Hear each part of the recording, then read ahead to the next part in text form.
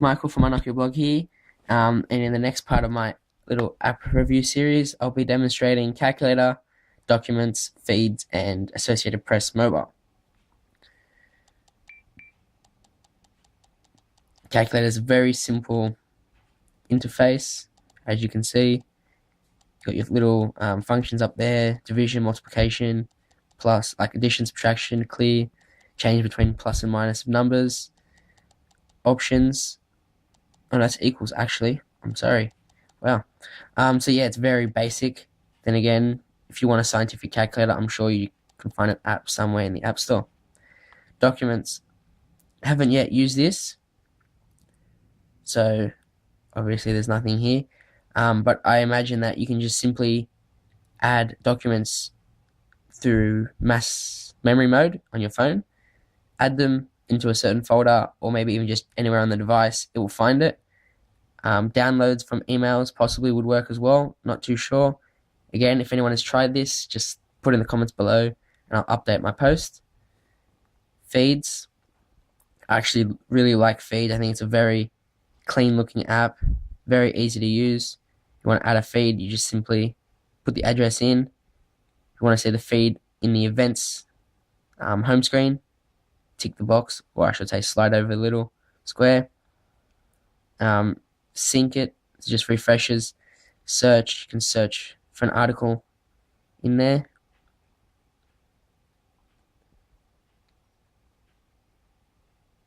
AP Mobile. This is just the news app. It's actually quite a decent app if you ask me. You can choose, so let's go front page. The front page, you can choose what you want to actually include on it. So let's just configure the front page. Let's put top news. Put it all on just for demonstration purposes.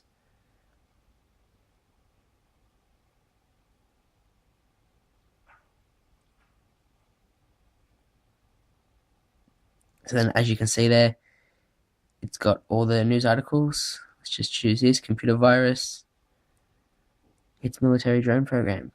So as you can see, it's got the full article. Like you would online, you can choose to rate it. You can share the article if you want via SMS or email. You can mark it as read, which can be actually quite helpful.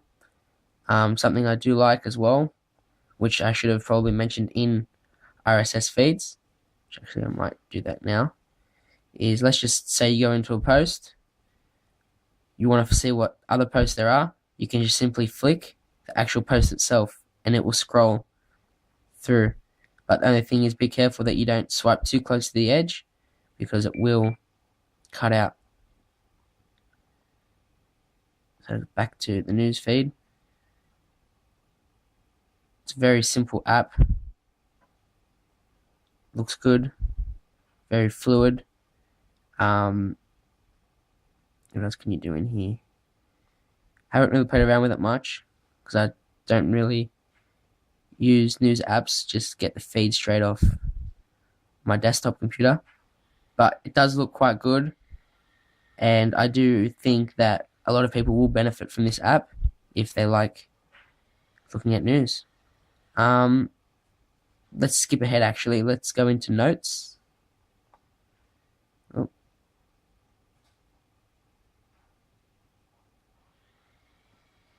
Add a note. So it's simple. Hit the add button, save it. You want to view it, it's there. Simple as that. You want to delete it, hold down, you delete, and it's gone. Weather app. Now, this actually does look a lot like its iPhone counterpart, which is something that a lot of Symbian users have actually been missing because the AccuWeather app has been pretty poor, or at least in my personal opinion anyway. So here, you can choose what location you want, search, you can use your current location, your recent locations, just stick with Sydney. You got your weekly forecast, actually it's 15-day forecast, so you can just flick through that. Hourly forecasts, you can get wind speed, rain, all those sort of things at a quick glance.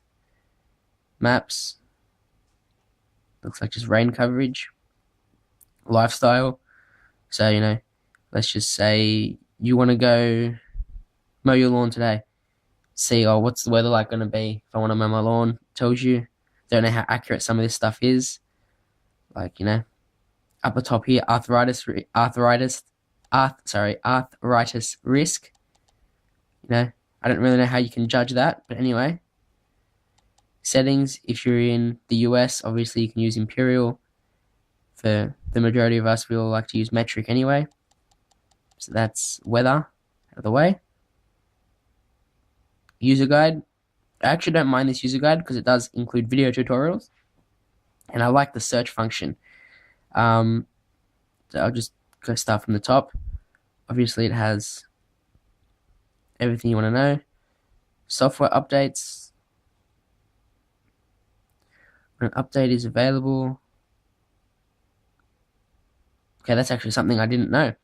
So you don't actually have to manually search at all. It will give you a little bit of a notification up there that has the updating circle, and it will update. And apps that have updates will have it next to their icon, as it says. What else we got down here? Full guide, tips, product and safety information, tutorial. Like I said, search. So let's search for the front-facing camera. This is actually something I did the other day.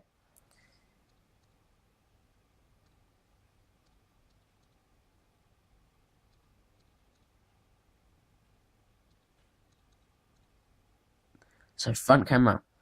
It does tell you here that number 7 is a front-facing camera, yet that's pretty much all it says as you go through all of them. I haven't been able to find anything in here about how to use the front-facing camera. So I don't know if there's separate apps that enable it or what have you. There's no video calling option, and as I'll show you when I do my Skype review as well, there's no option in Skype to actually do video calling at all. Here we have the Wi-Fi hotspot, which is just a renamed JokuSpot Wi-Fi hotspot app. So you've got your network name, which obviously you can change it. Encryption, you can choose if you want encryption on and off. Settings, so you get to choose all your sort of settings there. You got dynamic host,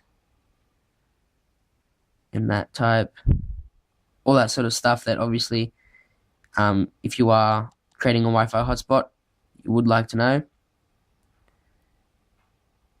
Restore factory settings down there. Scroll through, there's nothing else there. But disclaimer and about as well, simply just hit start.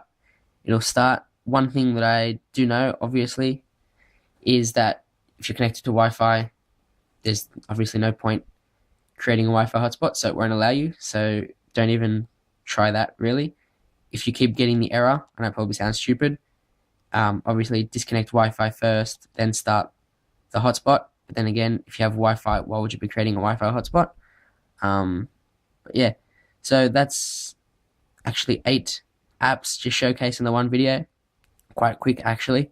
But then again, they're all pretty simple apps. Soon, I'll be bringing you the rest of these apps, which are mainly just games. And then I'll actually be going on to apps that I've installed myself, such as Firefox, screenshots, a file manager, which, if you do note up the top, there is no native file manager, which is quite annoying. I'm still flicking through and trying to find the right file manager and right apps to actually take care of some things that I personally reckon should have been inbuilt from launch. But then again, personal preference. So yeah, not too sure actually if I've shown you guys shortcut. I've altered my shortcuts to have messages, call, web, and the store, and I'll show you that app. It's called Shortcuts, but I will show you that at another time. Just thought I should probably mention it. So yeah, thank you for watching, and I'll link other videos as they come with other apps shortly, so stay tuned.